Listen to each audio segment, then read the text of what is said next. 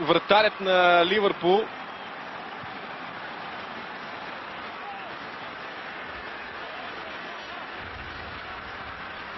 Понякога прекалено уверен е Алисон, сега обаче попадение за Колумбия.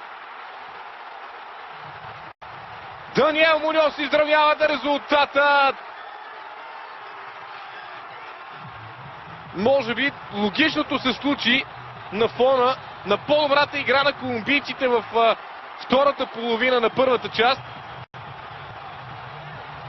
Втори гол за Даниел Муньос от началото на Копа Америка 2024. Ето го ключовия пас на Джон Кордова.